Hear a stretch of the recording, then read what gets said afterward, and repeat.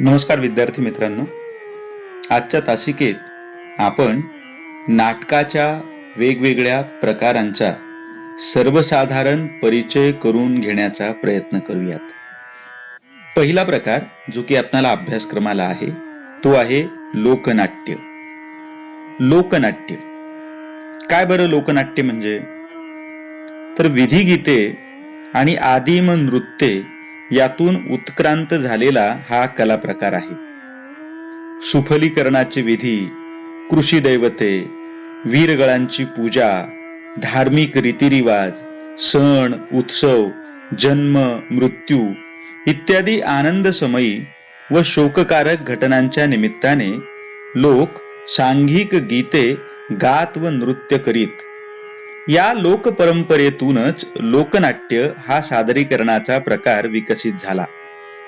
मुखवटे घालून केला जाणारा भोवाडा, भवई, यक्षगान, रामलीला हे भारतीय लोकनाट्य प्रकार विधी नाट्यातूनच विकसित झालेले आहेत. संस्कृत नाट्य प्रकारातील अनेक रूपक व उपरूपक प्रकार लोकनाट्याचीच परिष्कृत म्हणजे पुढे होऊन विकसित झालेली रूपे आहेत. डीम, प्रहसन, भाण, हल्लीसक, रासक, रास, लास्य, लास्य नाटक, विथी, नर्तनक इत्यादी प्रकारांची बीजे लोकनाट्यात आढळतात. लोकनाट्याचे सादरीकरण धार्मिक सण उत्सवात होत असते.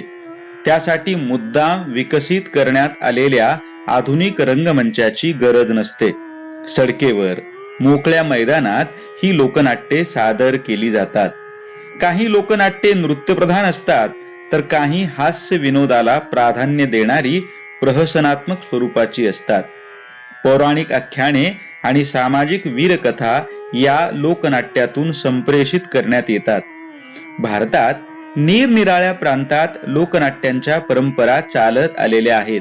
उदाहरणार्थ उत्तर प्रदेशात रामलीला, नौटंकी, भाण, स्वांग, मध्य प्रदेशात मौंज, गुजरातेत भवाई व रास, महाराष्ट्रात तमाशा, ललित, गोंधळ, दशावतार, बंगालमध्ये जात्रा, रास, आंध्रात भागवत, कर्नाटकात यक्षगान ही लोकनाट्ये प्रचलित आहेत. लोकनाट्यातून लोकजीवनाचे वास्तव रूप आणि रूढ परंपरेतून आलेल्या संस्कार विशेषांचे दर्शन घडते. क्षेत्रीय संस्कृतीचे प्रतिबिंब हे लोकनाट्याचे वैशिष्ट्य असून तेथील जीवनशैलीचा एक अंगभूत भाग म्हणून लोकनाट्य सादर केले जाते. म्हणून ही लोकनाट्ये विधी, उत्सव, जत्रा आणि धार्मिक सण समारंभाच्या वेळीच सादर केली जातात. कलात्मक रंगमंचाहून लोकनाट्य निराळे असते ते याचमुळे. यावर्षी आपणाला अण्णाभाऊ साठे यांच्या खापऱ्या चोर या लोकनाट्याचा अभ्यास करायचा आहे.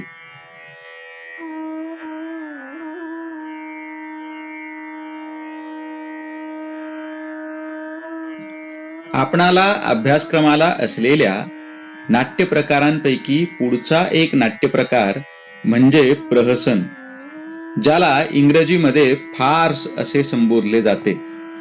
खरे तर प्रहसन हा सुखात्मिकेचाच एक प्रकार मानला जातो.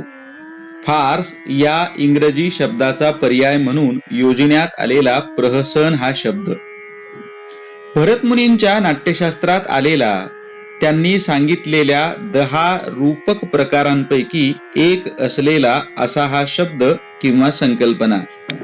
भरतमुनींनी शुद्ध प्रहसन आणि संकीर्ण प्रहसन असे 2 प्रकार मानलेले आहेत.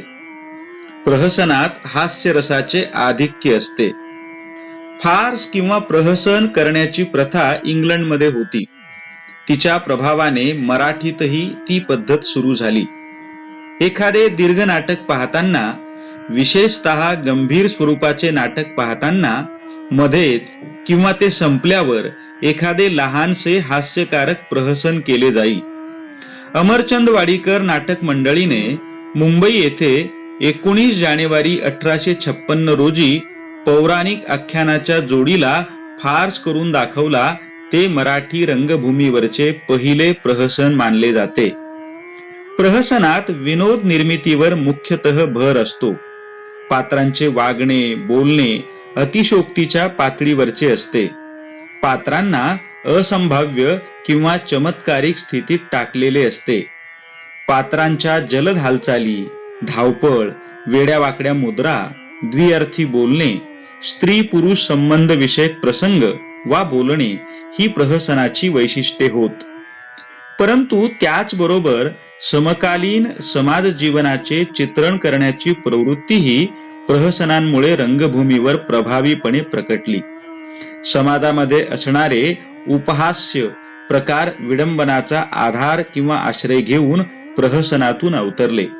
नाट्यकला केवळ रंजनात्मक न राहता सामाजिक टीकेसाठी राबवीत विशिष्ट लकबा किंवा स्वभावदोष असलेली समाजातील प्रतिरूपे प्रहसनांमधून उभी होऊ लागली. प्रारंभीच्या काळातला नाटकाचा साचेबंदपणा प्रहसनांमुळे कमी झाला. अभिनयातील तोचपणा जाऊन अभिनय कौशल्याला वाव मिळावा यासाठी प्रहसने वाढत गेली. पुढच्या काळात प्रहसने ही पूरक नाटके न राहता स्वतंत्रपणे सादर केली जाऊ लागली. झोपी गेलेला जागा झाला हे प्रहसन त्याचे एक उदाहरण म्हणून आपल्याला पाहता येईल. विद्यार्थी मित्रांनो, आता वेगवेगळ्या वाहिन्यांवरती, ज्या मनोरंजनाचं काम करणाऱ्या वाहिन्या आहेत, त्या वाहिन्यांवरती विनोदाच्या निर्मितीसाठी वापरला जाणारा, सर्वाधिक वापरला जाणारा प्रकार म्हणून आपल्याला प्रहसनांकडे पाहता येईल.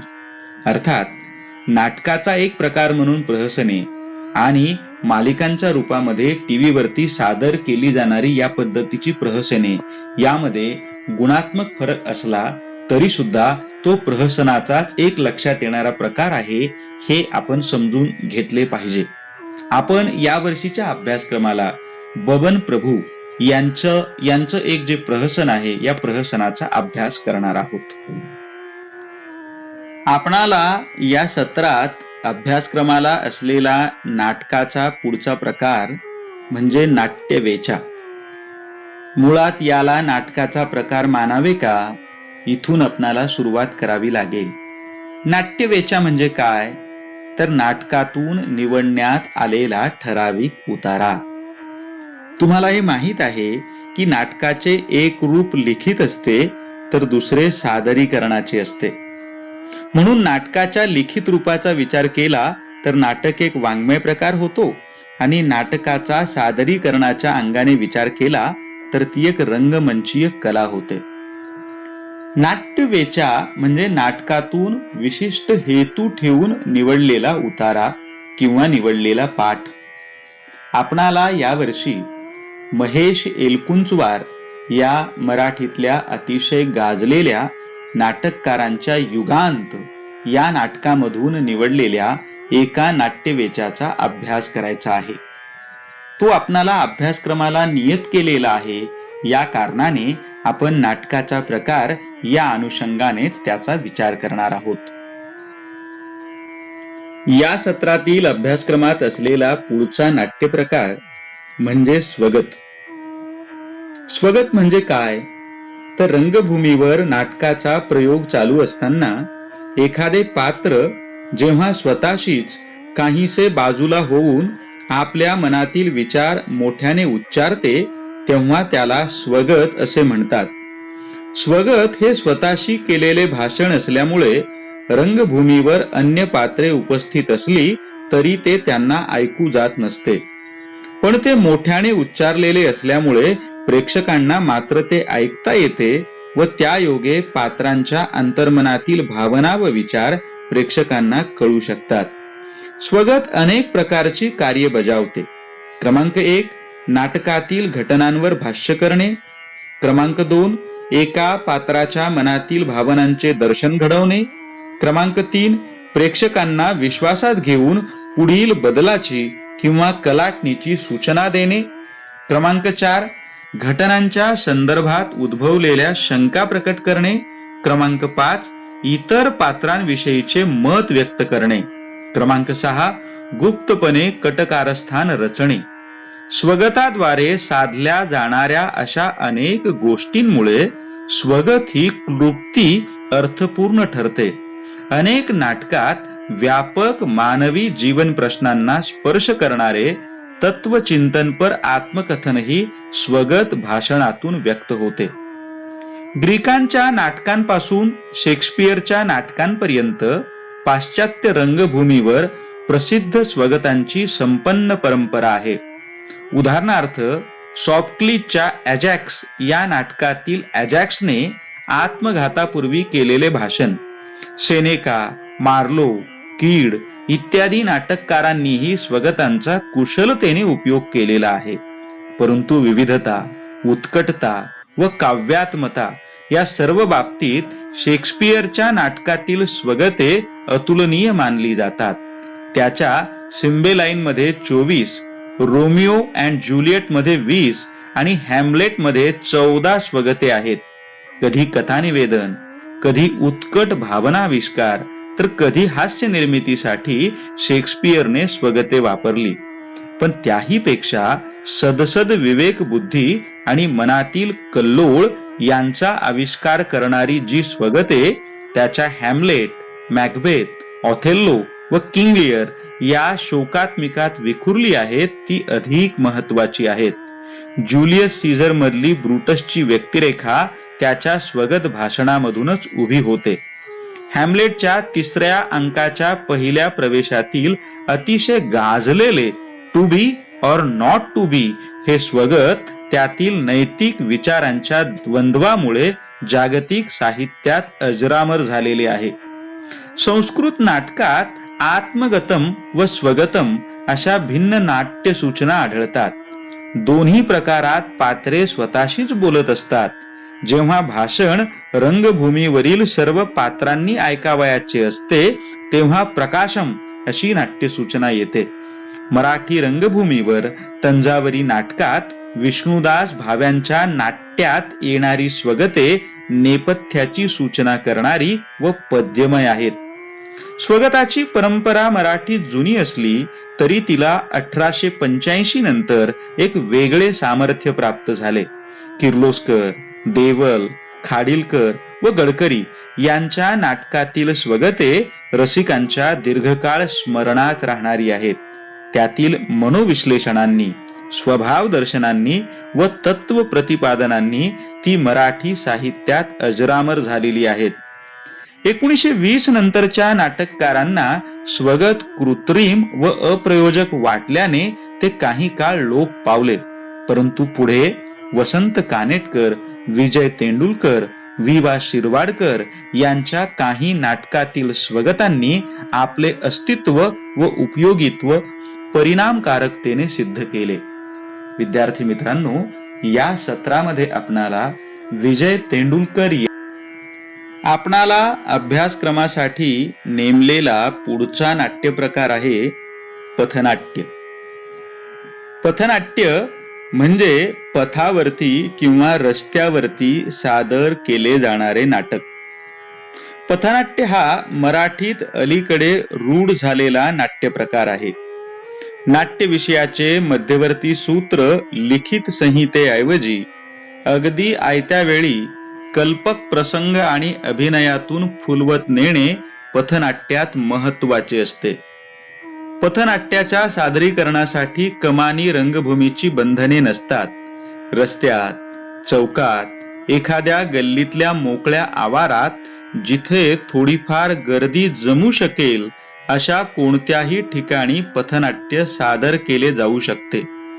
पथनाट्याचा विषय सामान्यपणे वर्तमानातला एखादा राजकीय अथवा सामाजिक प्रश्न असतो. सामूहिक हालचाली, उपरोधिक आणि चटपटीत संवाद आणि अनेक प्रसंगांची साखळी यातून गर्दीला खिळवून ठेवणे याला पथनाट्यात विशेष महत्त्व असते. सामूहिक हालचालींचे स्वरूप कवायतींसारखे नसते. या सामूहिक हालचालीत सुद्धा कलात्मक रेखीवपणा जाणवेल याची काळजी घेतलेली असते. पथनाट्यात व्यक्तिरेखाटन अथवा स्वभाव रेखाटन अपवादानेच आढळते. वर्तमानातला तात्कालिक संदर्भ हाच पथनाट्याचा महत्वाचा आधार असतो. पथनाट्याचे वरील सामर्थ्य ओळखून भारतातल्या काही राज्यातल्या विशिष्ट विचारसरणीच्या लेखकांनी या नाट्य प्रकाराचा खूप प्रभावी वापर केला.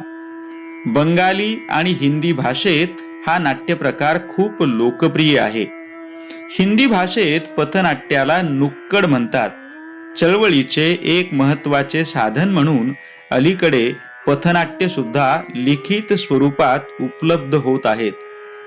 मराठी भाषेत दलित रंगभूमीवरील कार्यकर्त्यांनी हा प्रकार मोठ्या प्रमाणावरती हाताळलेला आहे.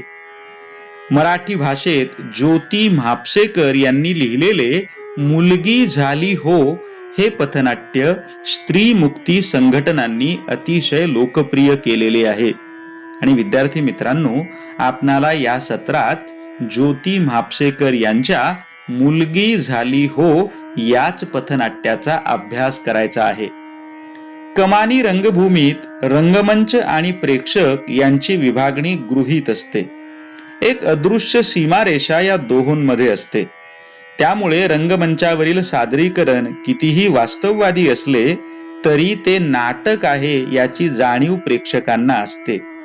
ही जाणीव असावी ही कमानी रंगभूमीची अपेक्षाच असते. पथनाट्यात मात्र रंगमंच आणि प्रेक्षक यात अशी कुठलीही सीमारेषा उरता कामा नये असे प्रयत्न केले जातात. त्यामुळे इथे प्रकाश योजना, संगीत अथवा नेपथ्य किंवा रंगभूषा यांच्या मदतीने प्रेक्षक आणि नट यांच्यातला निराळेपणा शिल्लक राहू नये म्हणून या गोष्टी वगळल्या जातात. नाटकाचा विषय गर्दी करून उभ्या असणाऱ्या प्रेक्षकांचा आणि सादर करणारे नट गर्दीतून पुढे आल्यासारखे. त्यामुळे वास्तव भासाच्या दृष्टीने पथनाट्य अतिशय प्रभावी ठरते. जहाज फुटलं आहे या पथनाट्यात 5-6 बेकार तरुण मुलाखती आटोपून एका मोकळ्या जागेत गप्पा मारीत बसले आहेत अशी सुरुवात होऊन हे नाटक पुढे पुढे सरकलेलं आहे. रस्ता नाटक किंवा पथनाट्य हे नव्या काळामध्ये खूप महत्वाचे आणि प्रभावी ठरले आहे. पथनाट्य गर्दी समोर करायचे असते. त्यामुळे पथनाट्यात जीवन दर्शनाची सूक्ष्मता आढळत नाही. प्रबोधनाला महत्व असल्यामुळे पथनाट्य अनेक वेळा प्रचाराकडेही झुकते. प्रश्नांची मांडणी अतिशय स्थूल स्वरूपात केली जाते. त्यामुळे संवाद जास्तीत जास्त उपरोधिक असतात. संवादात भरपूर युक्तिवादाचाही वापर केला जातो. त्यामुळे पथनाट्यातील संवाद वक्तृत्वपूर्ण असतात. पथनाट्यातल्या सुप्त सामर्थ्यांचा वापर करावा असे मराठीतल्या प्रथितयश नाटककारांना मात्र दुर्दैवाने वाटलेले नाही. त्यामुळे काही अपवाद वगळता मराठी भाषेतले पथनाट्य म्हणावे तेवढे सूक्ष्म जीवन दर्शन घडवणारे कलात्मक होऊ शकलेले नाही. या सत्रात मात्र आपण केवळ एका पथनाट्याचा विचार करणार आहोत. आपणाला या सत्रात अभ्यासक्रमाला असलेल्या नाट्य प्रकारांपैकी पुढचा नाट्य प्रकार म्हणजे एकपात्री प्रयोग. एकपात्री प्रयोग हा अगदी अलीकडे अतिशय लोकप्रिय झालेला नाट्य प्रकार आहे. एकपात्री नाट्य प्रयोगात नट एकच असतो, पण तो नाट्यांतर्गत असणाऱ्या अनेक व्यक्तींच्या भूमिका त्या क्रमात सादर करतो. लक्ष्मण देशपांडे यांच्या वऱ्हाड निघाले लंडनला या एकपात्री प्रयोगात 52 व्यक्तिरेखा आहेत. तुम्हाला माहिती आहे, आपणाला या सत्रात याच एकपात्री नाट्य प्रयोगाचा अभ्यास करायचा आहे. नेपथ्य, प्रकाश योजना, संगीत इत्यादी घटकांचा एकपात्री प्रयोगात वापर केला जात नाही. त्यामुळे नटाचे अभिनय कौशल्य आणि लेखनातील शब्दात असणारे नाट्य या दोन घटकांच्या आधारेच एकपात्री प्रयोग प्रभावी होऊ शकतो. याचा अर्थ अभिनय आणि शब्दफेक यांचा समर्थ वापर यावरच एकपात्री प्रयोगाचे यश अवलंबून आहे. याही अर्थाने हा प्रकार सादरीकरणाचाच एक प्रकार आहे हे आपल्या लक्षात येऊ शकते. एकच नट निरनिराळ्या भूमिका करत असल्यामुळे अशा प्रयोगात विरंगुळा म्हणून विनोदाला अधिक महत्त्व मिळते. त्यामुळे गंभीर आणि समस्याप्रधान नाटकाचे एकपात्री सादरीकरण करणे धाडसाचे आहे. एकपात्री प्रयोगाची ही मर्यादा आहे. ठसठशीत व्यक्तिरेखांचे सादरीकरण एकपात्री प्रयोगात सहज शक्य आहे, परंतु अतिशय सूक्ष्म वैशिष्ट्यांमुळे पृथक होणाऱ्या व्यक्तिरेखा एकपात्री प्रयोगात सादर करणे कठीण असते. एकपात्री प्रयोगाची ही दुसरी मर्यादा आहे. शिरीष कणेकर, रंगनाथ कुलकर्णी, मिर्झा रफी इत्यादी कलावंतांचे एकपात्री नाट्यप्रयोग खूप रंगतात. त्याचे कारण त्यांच्या एकपात्री प्रयोगाचे स्वरूप निखळ विनोदी आणि रंजक असते. भारतभर गाजलेल्या आद्रक के पंजे या हिंदी भाषेतल्या एकपात्री प्रयोगाचे स्वरूप सुद्धा विनोदीच आहे. निखळ मनोरंजन करता करता अथवा हसवता हसवता एखाद दुसऱ्या गंभीर समस्येची योजना फोडणी दिल्याप्रमाणे केली जाते. उदाहरणार्थ, वऱ्हाड निघाले लंडनला या नाटकात बबन्याचा बाप ही मध्यवर्ती व्यक्तिरेखा आहे. तो आपल्या इच्छेविरुद्ध लंडनला जातो. लंडनचे सुईरपण मान्य नसताना तो मान्यता देतो. लंडनच्या प्रवासात तो सतत फजित होत जातो. लंडनला जायच्या पूर्वतयारीपासून ते तिथे प्रत्यक्ष पोहोचेपर्यंत तो फजित होतो. पण हे सर्व करताना तो प्रेमळ पिता म्हणून सहन करीत असतो. कारण बबन्या हा त्याचा एकुलता एक मुलगा आहे असा एक संवेदनाक्षम धक्का दिला जातो. त्यामुळे भाबडा प्रेक्षक अंतर्मुख होतो. सारांश, एकपात्री प्रयोगाचे बरेचसे यश त्या नाटकाचे स्वरूप मेलोड्रामा असणे यावरही अवलंबून असते. या सत्रात आपणाला वऱ्हाड निघाले लंडनला याच एकपात्री प्रयोगाचा अभ्यास करायचा आहे. आपणाला यावर्षी प्रस्तुत सत्रात अभ्यासक्रमाला असलेला पुढचा नाट्यप्रकार म्हणजे एकांकिका. एकांकिका म्हणजे एक अंकी नाटक. एक केंद्री, एक जिन्सी असणे हे एकांकिकेचे मुख्य वैशिष्ट्य. एकांकिकेत एक प्रसंग, एक घटना यावर भर असतो. उपकथानक नसते. मोजकी पात्रे व प्रभावी परिणाम साधणारे संवाद यांना एकांकिकेत महत्त्व असते. एक अंकी नाटक प्राचीन काळापासून अस्तित्वात आहे. भाण, विथी, व्यायोग, उसृष्टिकांक हे 4 रूपक प्रकार एकांकी आहेत.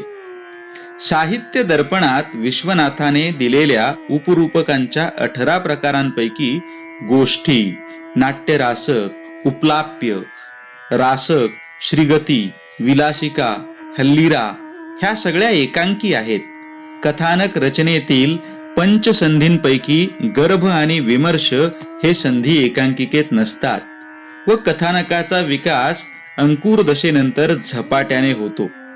एकांकिका नृत्यप्रधान असल्याने कैशिकी आणि भारती या 2 वृत्तींचा तेथे वापर होतो. प्राचीन संस्कृत काव्यशास्त्रानेही एकांकिका ही एककेंद्री, गतिमान व एकात्म संस्कार करणारी असे मानलेले दिसते. एकांकिका हा नाट्यप्रकार सर्वत्र आढळतो. ग्रीक, इंग्रजी, इटालियन, अमेरिकन, जपानी वाङ्मयात एकांकिका मोठ्या प्रमाणावर आहेत. मराठीतील तंजावरच्या ग्रंथसंग्रहात आढळलेल्या हस्तलिखितातही एकांकिका आहेत. श्री लक्ष्मीनारायण कल्याण नाटक अंदाजे इसवी सनाचे पहिले शतक ही मराठीतली पहिली एकांकिका मानली जाते. अर्वाचीन काळात ह ना आपटे, राम गणेश गडकरी, दिवाकर आदींनी प्रारंभी एकांकिका लेखन केलेले असले तरी एकांकिकांना बहर आला तो 1930 नंतर. अनंत काणेकर, माधव मनोहर, व्यंकटेश वकील, वी मा दी पटवर्धन, मोग रांगणेकर इत्यादींनी भरपूर एकांकिका लेखन केले आहे.